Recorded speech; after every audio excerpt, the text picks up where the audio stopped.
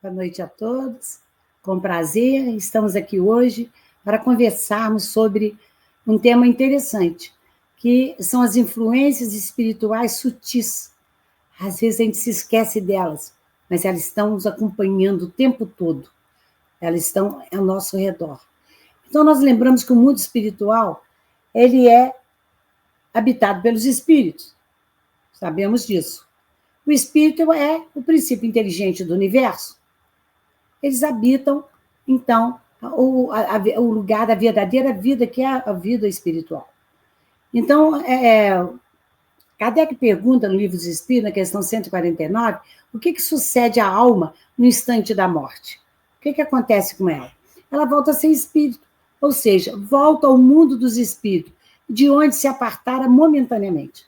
Quer dizer, momentaneamente a gente vive na Terra, né? Porque definitivamente a nossa vida é espiritual.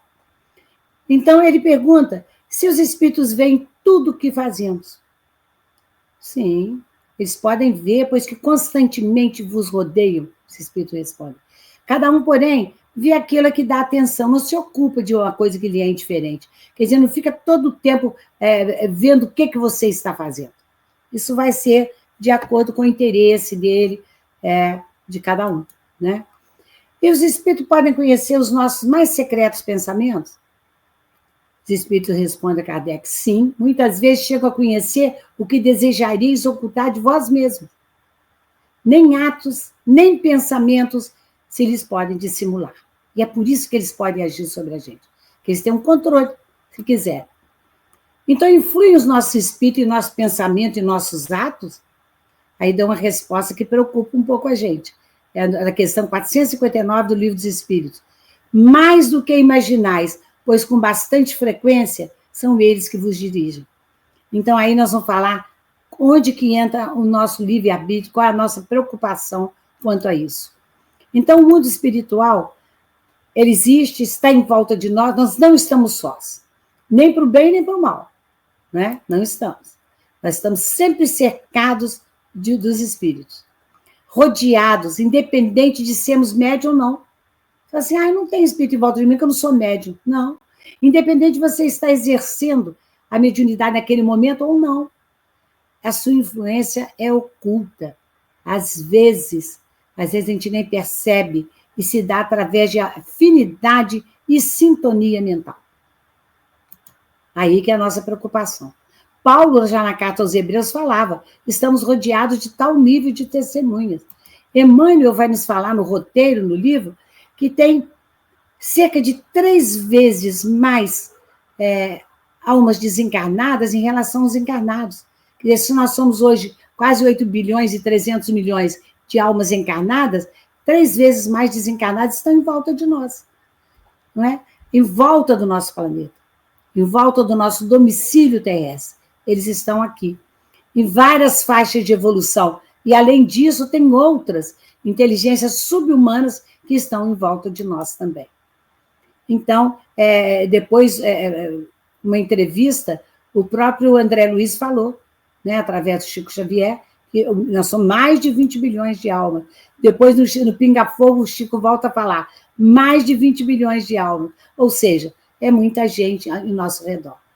Então, no livro dos Médiuns, no capítulo 21, Kardec vai dizer que os espíritos povoam o espaço, estão incessantemente em torno de nós, intervindo nas nossas reuniões, seguindo-nos ou evitando-nos, de acordo com o que nós atraímos ou repelimos.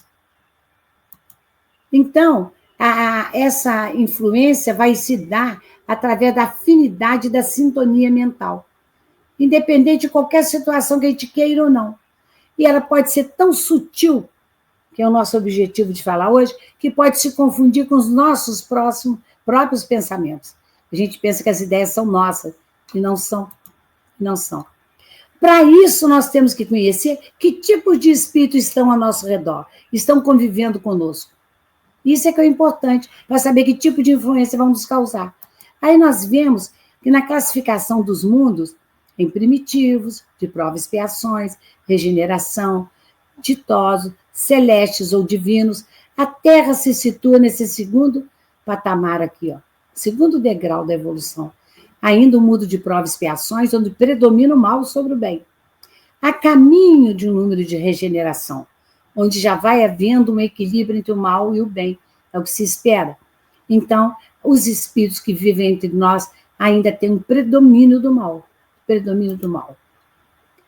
É por isso que lá no livro dos médiuns, Kardec vai dizer: consideremos agora o estado moral do planeta, quer dizer, o mundo de provas e expiações, e nós compreenderemos de que gêneros devem ser os espíritos que predominam entre esses espíritos errantes que estão em volta de nós. São desse tipo, onde predomina o mal. São esses que vão nos influenciar. Então, nós vivemos todos interligados, numa teia de pensamentos que a gente emite e absorve o tempo todo. Agora, com quem que nós convivemos? Quem que escolhe a companhia? Tem um ditado que diz: diga-me com quem andas, que eu direi quem és. Mas Kardec, com bom humor e com muita certeza, ele falou o seguinte: diga-me o que pensas, e eu te direi com quem andas. Quer dizer, através dos nossos pensamentos, dos nossos sentimentos, nós vamos escolher as nossas companhias, que vão influenciar sobre nós. Né? E por isso que Emmanuel fala que nós estejamos convictos de que os companheiros na Terra ou no espaço são aqueles que nós escolhemos com as nossas solicitações interiores. Se eu penso em más coisas, se eu sinto, tenho maus sentimentos, que tipo de espírito eu vou atrair? Que se ligam a isso, que tem essa afinidade, não é? Então, ele diz: se o homem pudesse contemplar as correntes de pensamento que existem, transitando como se fossem essas ondas em volta de nós, ele veria que todos estamos num regime de comunhão segundo os princípios de afinidade. Não há como errar. É por aí que se faz. Então, nessa afinidade, o homem absorve os pensamentos que estão em volta dele. Então, sem perceber essa influência alheia, e a mente vai receber e emitir, dar e recolher constantemente, de acordo com as suas afinidades. E nessa sintonia que se estabelece entre esses espíritos, é que vai se fazer toda a base de intercâmbio entre os encarnados e desencarnados, e que estão situados na mente, através dessas correntes de pensamento. Né? Que nós atraímos os companheiros e os recursos que eles têm de conformidade com a natureza de nossas ideias, nossas aspirações, invocações e apelos, com que nós sentimos, com que nós plasmamos com o nosso pensamento. Então, o tipo de influência que pode ter os espíritos sobre a gente? Tem a influência boa ou má? Tem a influência sutil ou oculta, ou a claramente percebida? Tem aquela influência fugaz ou duradoura. E elas podem, o mesmo espírito, ter essa influência cada hora de um jeito sobre nós, também, em várias situações. Um exemplo de uma influência clara, e até certo ponto foi duradouro também, nós temos nesse livro Dramas da Obsessão, que foi escrito pelo espírito Bezerra de Menezes, na psicografia de Ivone do Amaral Pereira, que ele conta o caso do Leonel. Leonel era um menino que, desde o nascimento, ele era problemático. Ele reagia de uma forma agressiva, absurdamente agressiva, do tipo de quebrar tudo dentro de casa, de espancar pai e mãe. Era de crise que ele ficava com os olhos ejetados, como se fosse um pequeno animal. E foi chamado o médico para cuidar dele, não conseguiu. Chamou o pediatra, chamou o padre, nada. Quando ele chegou na adolescência, ele deu uma melhorada. Mas depois logo voltaram outros sintomas mais graves até. Ele arrumou emprego, ele até se casou, teve filhos, e ele estava numa fase um pouco melhor. Quando recomeçaram os problemas, ele começou a ser influenciado pelo jogo e pelo convívio com outras mulheres fora do casamento.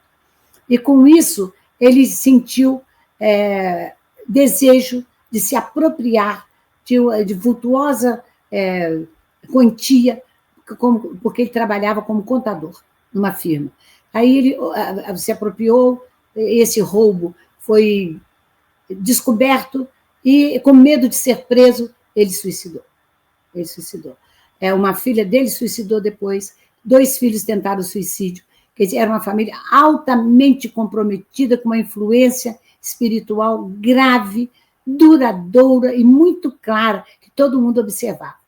Que depois teve a influência de Bezerra de Menezes no final, para as coisas se colocarem no devido lugar, porque isso era uma coisa que vinha de 400 anos antes, da época da Inquisição. Era uma vingança que houve sobre a família dele. Mas depois todos reencarnaram junto para, sob as bênçãos do amor, poder e do perdão, eles poderem viver dignamente. Uma história de influência sutil, muito interessante também, está no livro Cartas e Crônicas, de Humberto de Campos, que chama O Caso Custódio Saquarema. A página chama-se Influência Sutil. Então, ele fala, o Humberto de Campos, quando ele chegou ao mundo espiritual, num determinado dia, ele encontrou Custódio Saquarema, que ele tinha conhecido quando vivo, e que falou com ele assim: Humberto, eu soube que você está tendo uma profissão vamos dizer assim, de como se fosse um jornalista mandando recados, páginas para os que estão encarnados. Eu queria te contar a minha história para ver se você poderia mandar para eles também. Aí ele falou: eu nasci num lar espírita, meus pais espíritas, um lar bem constituído, que desde cedo eu fui levado para a doutrina espírita, frequentei a evangelização e fui indo tudo bem até a puberdade. Na puberdade, eu comecei a sentir uma influência, assim, parecia que alguma coisa me falava dentro de mim. Falava assim: para com isso, esse negócio não é para você da sua idade, não. Você tem que ir para a praia, você tem que ir sair com seus amigos, e deixa esse negócio de religião para lá, que é isso. E ele largou a religião. Por mais que os pais se interessassem por isso, os amigos, aqueles que frequentaram com ele evangelização, etc., ele não voltou. Aí depois, quando ele foi para a universidade, chegou lá, ele só queria sair com os amigos, se divertir, e formou-se. Quando ele formou, aí ele falou assim: agora eu vou voltar lá para o que o pai dele insistiu, os amigos. Quando ele quis voltar, ele ouvia de novo uma influência dentro dele, devagarinho falando com ele: não está na hora, não. Ele se tornou um grande advogado depois. Falou assim: está na hora agora de você fazer o seu patrimônio, cuidar da sua família. E isso aí é coisa que você pode deixar para depois, quando você for velho. E os tempos foram passando. E toda vez que ele tentava voltar para a doutrina, alguma coisa acontecia com ele e ele não voltava. Até que ele ficou velho. Aí, já aposentado, ele quis voltar a estudar a doutrina, a frequentar. Aí a mesma voz falou com ele: Agora você quer voltar com essa idade? Seus filhos vão falar que você está louco. E eles vão querer tomar conta de você, não vão querer que você haja mais por conta própria, interditá-lo. E ele deixou. E ele desencarnou, assim, sem conseguir fazer nada. E ele falou com Humberto de Campos: fala com seus leitores, olha o que acontece com aquele que ouve, que tem uma influência tão sutil que ele não sabe por que ele se afasta das boas coisas da vida.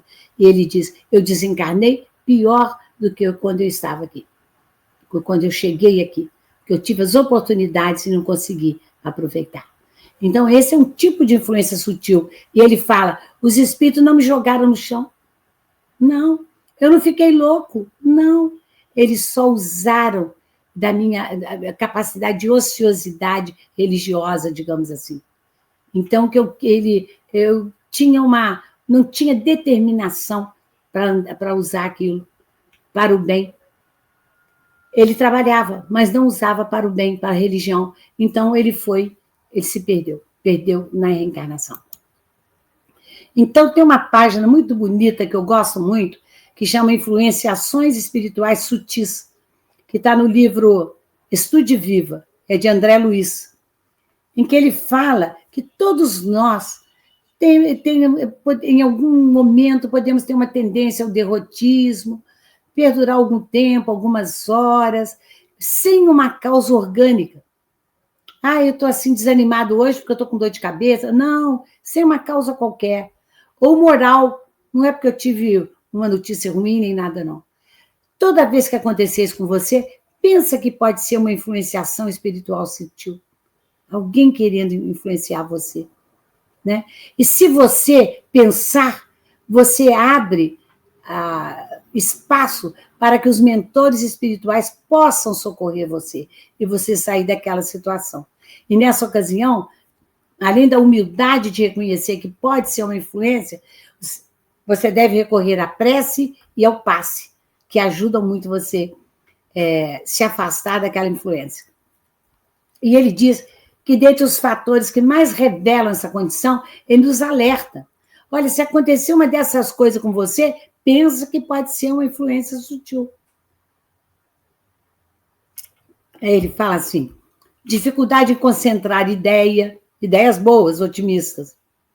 É você começar a pensar só em coisa ruim, que vai acontecer coisa ruim, que tudo de ruim acontece comigo. A ausência do ambiente íntimo, então, para até fazer uma prece. Você não consegue se concentrar. Ou numa página de uma leitura. Indisposição inexplicável, uma tristeza sem razão aparente, pressentimento de que as coisas ruins vão acontecer, aborrecimentos por não encontrar pessoas ou assuntos que te interessam, pessimismo, irritações surdas, queixas exageradas de sensibilidade, aptidão a condenar quem não tem culpa, ou a culpa nos outros, sempre achar que todo mundo está contra você, que o mundo conspira contra você. Interpretação, então, de fatos e atitudes que não correspondem à realidade. Hiperemotividade ou depressão, né? Na iminência de pranto, você tem vontade de chorar sem motivo. Ânsia de fazer-se vítima, ou de tomar uma posição absurda de automartírio, ou seja, você quer se sentir coitadinho, olha como é que eu sofro, olha como é que tudo é ruim para mim, olha o que está me acontecendo. E, sobretudo, uma teimosia em não aceitar que possa haver uma influenciação espiritual. Ou seja, você se sente superior a isso. Mas você precisa de pensar nisso.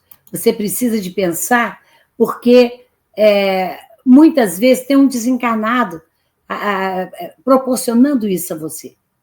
E você, esse espírito, pode estar até inconsciente do que ele está lhe fazendo.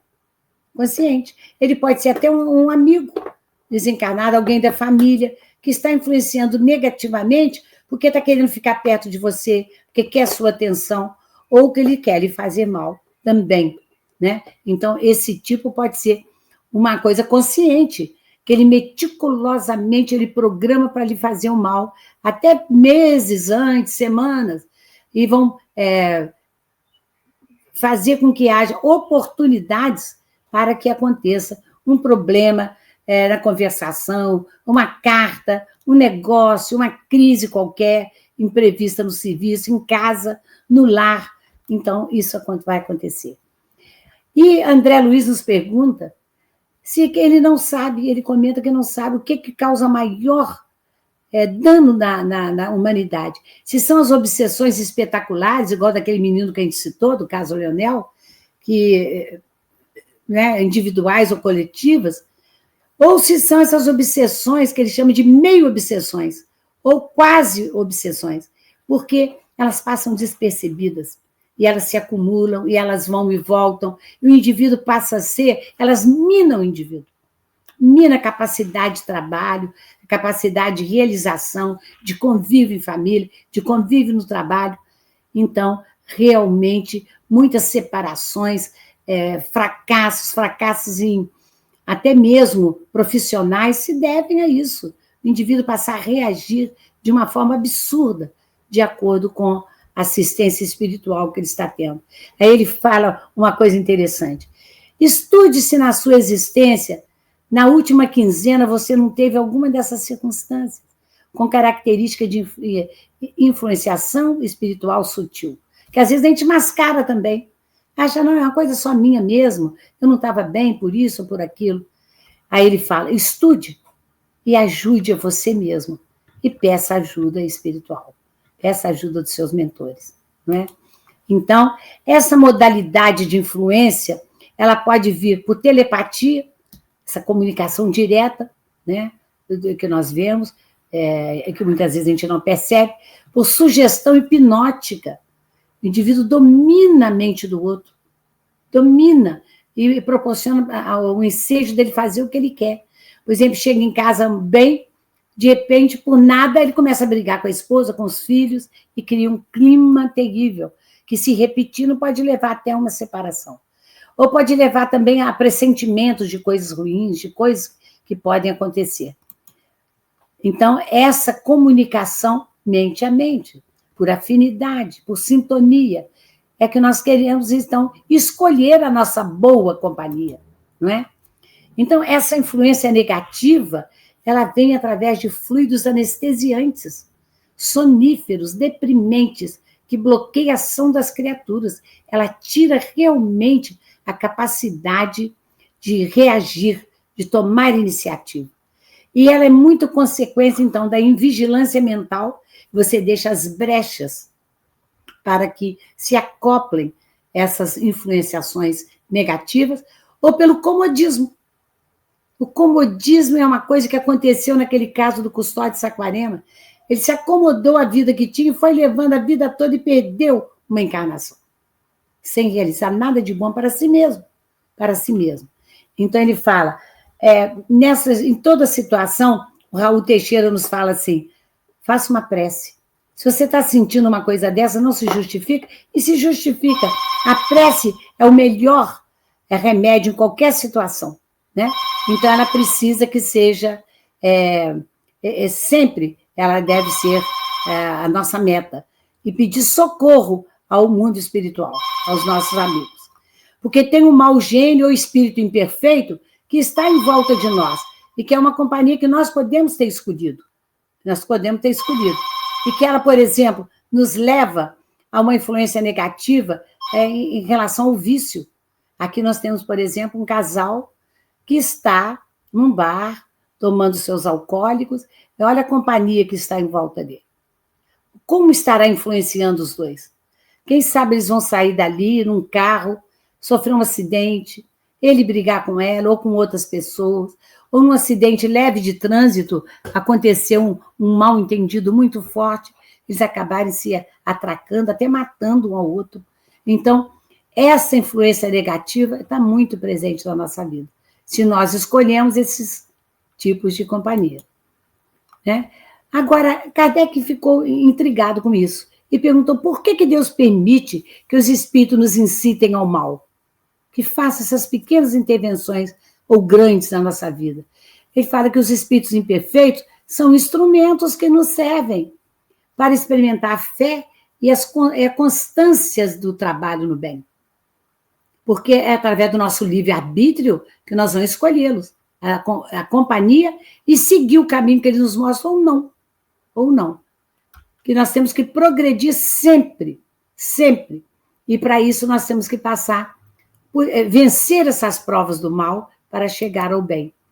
Mas aí Kardec perguntou, com que objetivo esses espíritos imperfeitos nos induzem ao mal? Aí eles responderam, para fazê-los sofrer como eles. Mas isso lhes diminui o sofrimento? Eles responderam, não diminui não. Mas eles fazem por inveja de verem você mais felizes.